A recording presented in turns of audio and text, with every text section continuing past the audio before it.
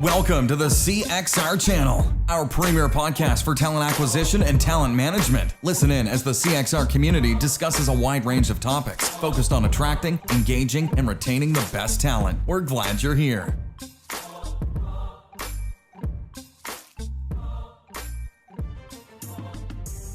Welcome to another show, everybody. I am Chris White, president of Career Crossroads, aka CXR. It's a mouthful. And today on our podcast show, we've got Anoop Gupta, dear friend. He is the co-founder and CEO of Seek Out. Anoop, welcome to the show.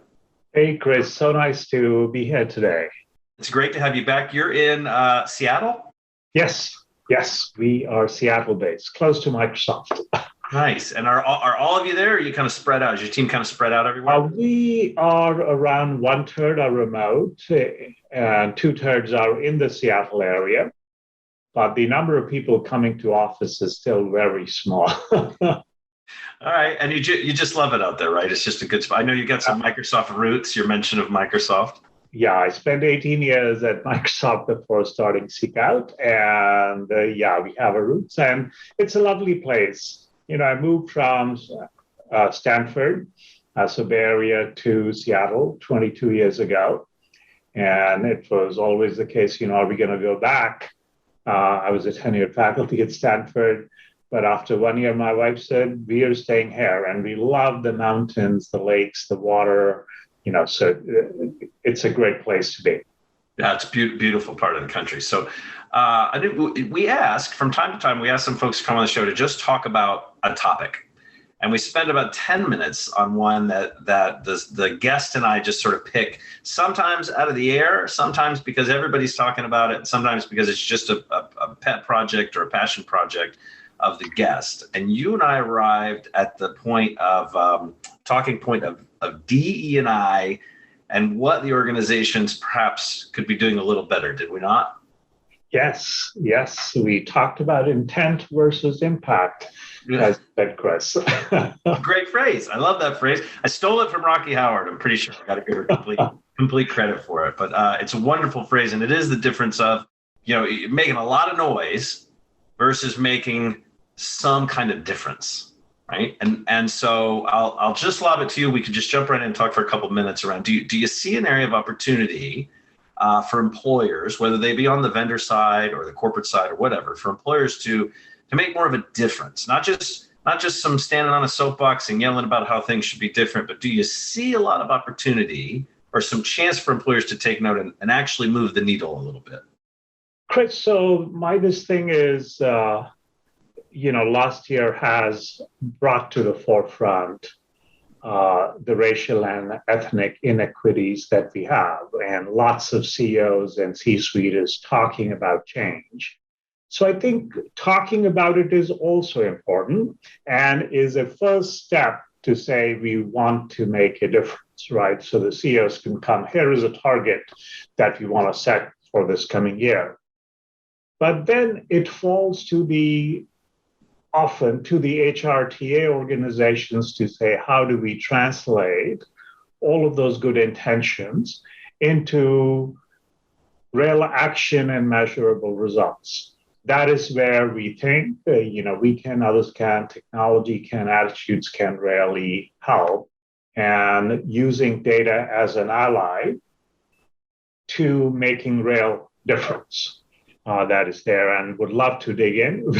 We are ready there. I think data is an incredible weapon when used correctly, right? Yes. When we lean in and actually use it correctly and not just use it as a talking point. Yeah. Is there a particular set of data, a particular piece of that, or an example that you've seen where it actually has made a difference, right? Or about a particular point on DE&I that you're passionate about? Yeah, no, sure. There are lots of ways. So, within Seek Out, for example, for any talent pool, and you can say data scientists with 10 years of experience, this or that, or company-wide, or, technology division-wide, we infer diversity. We can tell you the percentage that are women or Black or Latinx or veterans, and so on and so forth. Now, this data can be used in a wide variety of ways. The first thing I often talk about is how do you set targets? right? Setting targets, what's important is they be realistic, achievable. Otherwise, everybody feels like a loser, right? So if you're saying for the engineering organization or for data scientists, we will tell you with sufficient accuracy and precision that around 2.2, 2.3% are Black, as an example, right? So, I mean, if you're setting target, whether you set now, for our organization, you want 5% or 1%, or this thing, you can have a conversation. You can have a conversations with the hiring managers and leverage that data. So set targets that will be achievable, that you can go on that. The second place where data comes in really important is leading to very inclusive job descriptions. There was an article in the New York Times about hidden talent. What that related to, I think it was just yesterday or day before, and it talked about we go and write job descriptions and we keep adding more requirements to it. And then we say, oh, there are no diverse candidates, that are there, and we can't find any.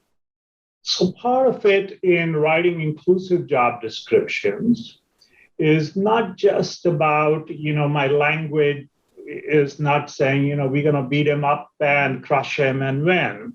It is about saying what are the must-have requirements and what are nice-to-have requirements and what are not requirements at all to be successful in the job, right? And so if you have a tool which will let you take any job description and have a data-driven conversation with the hiring manager and say, can we get rid of this? Can we get rid of this? Do you really need a senior data scientist? Can we have a data scientist with 10 years of experience? Do you really need that?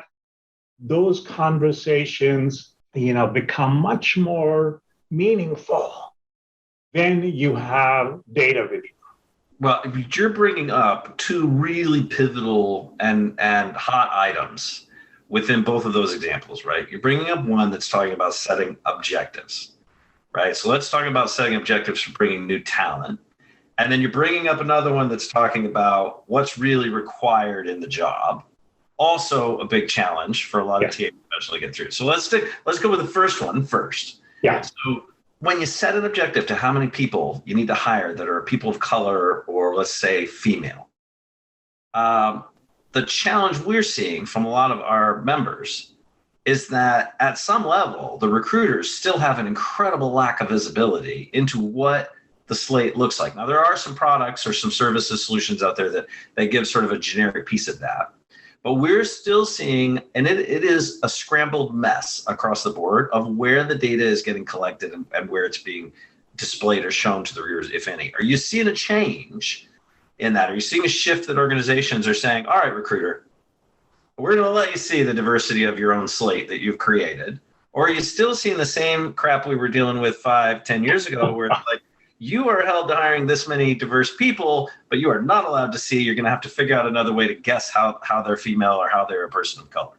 Yeah, no. So I think, again, what I'm not advocating is, setting quotas or anything else. I'm just saying, understanding the reality of what talent pools looks like is important. Okay. Second, having conversations, data-driven conversations with hiring managers is really important. I often cite a quote from the CEO of Netscape, the first internet browser, and he says, hey, if you have data for this meeting, let's have a discussion. If it is about opinions, let's go with mine. And so data is important.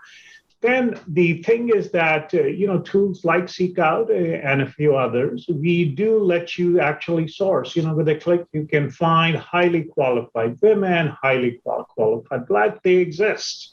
It is just that if you have to scroll through 20 pages or 100 pages to find the right person, we are not very good at doing that. Okay, we are just used to Google, right? We look at the first page, second page, and then we say it doesn't exist. Okay, so the whole thing is how can you surface in a more easy way so you can look, and then it does allow you to build diverse slates every time. And we know it's not about just putting one token diverse underrepresented minority candidates, it is important to have 2 or 3 serious consideration. And the next step we talk about is, reducing unconscious bias. In fact, what you send to the hiring manager doesn't have images, doesn't have names, doesn't have any information. You can even remove the schools you attended to have, remove bias for the top 50 universities and Ivies, and then have a real discussion. I am a huge advocate of, and I'm maybe a little more hardline than you are on that element, but I'm a huge advocate for, you got to set objectives, but they've got to be set, I think, in my humble opinion, they have got to be set on both the recruiter side of bringing that talent in and getting a diverse slate set up, but also there have to be some objectives set internally, not just, and I'm not just talking about it from a mobility standpoint, but also from who does the interviews. Right? Yeah. There has to be some conversation around diversity of interviewers or interview panels. And this is my favorite one that makes everybody uncomfortable, the C-suite money.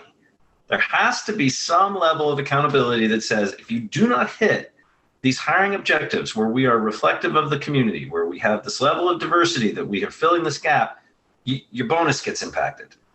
Right? Some sort of money impact at that level, because I think that's when it gets real and gets us out of sort of this cycle of interest that we've kind of seen if you've been doing this for a while, right? Some of us have been doing this 25, 35 years. You see this, we get really excited about DE&I. We hire these chief diversity officers. We put them in these roles. A lot of times things don't change.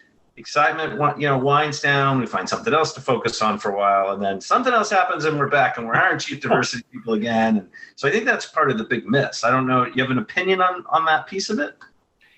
I think different organizations' culture is slightly different on how you do it, but accountability is really important.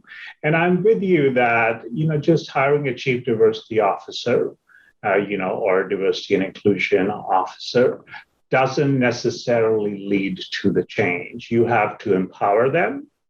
You have to give them the resources.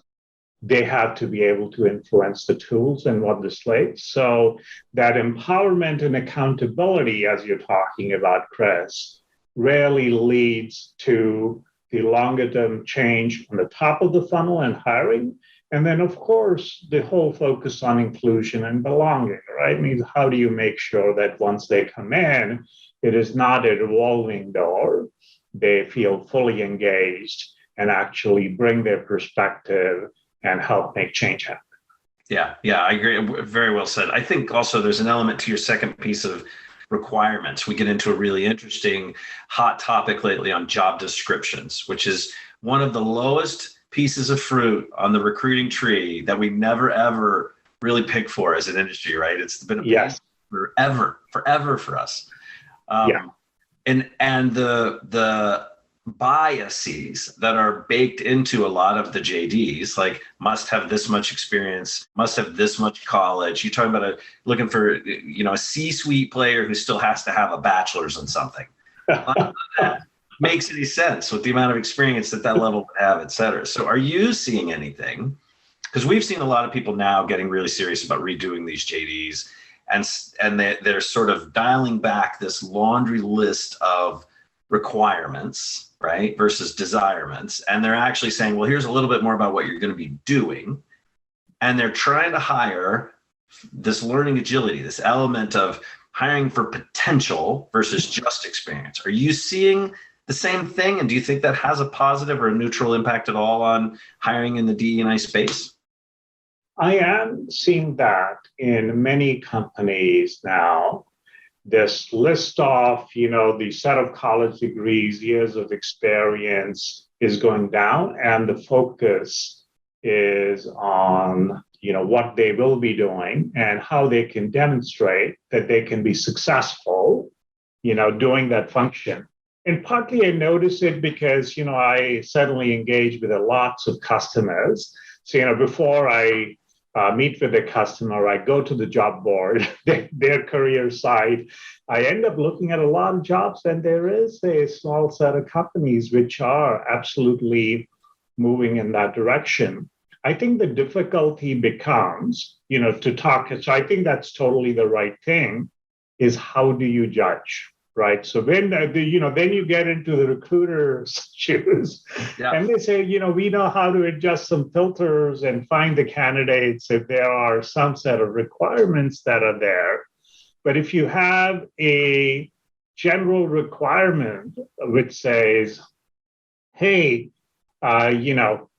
they are going to be a leader and cause this kind of cross-group collaboration and change.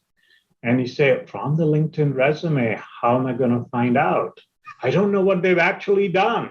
So that's where we also bring some information together so you can actually see what they've done, whether they have a college degree or not. In fact, we have some employees who don't, and they're amazing. Yeah, we just had another guest on recently. They were talking about how they had made some hires, a radical shift in hiring, because one of them just stood out as nothing short of plucky, and just this tenacious applicant that came in didn't have some of the requirements that they had originally been asking for, but this candidate was relentless. And they're a smaller organization, so it's a lot easier, obviously, to break through the barrier as a candidate, a small org. But now they've got this incredibly diverse and diversity of thought, diversity of background slate that they've just brought forward. And I think a couple of weeks in now, they couldn't be happier so far. Yeah, totally. So I think we are seeing the change. Some of it is slow, but I think lots possible today. And we should take the initiative and those steps to use technology, data as an ally and not as a substitute to make concrete progress. And we've seen companies do that. Nice.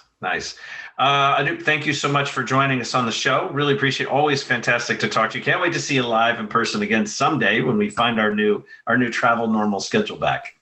No, thank you so much, Chris. It was wonderful to chat, and look forward to meeting in person too.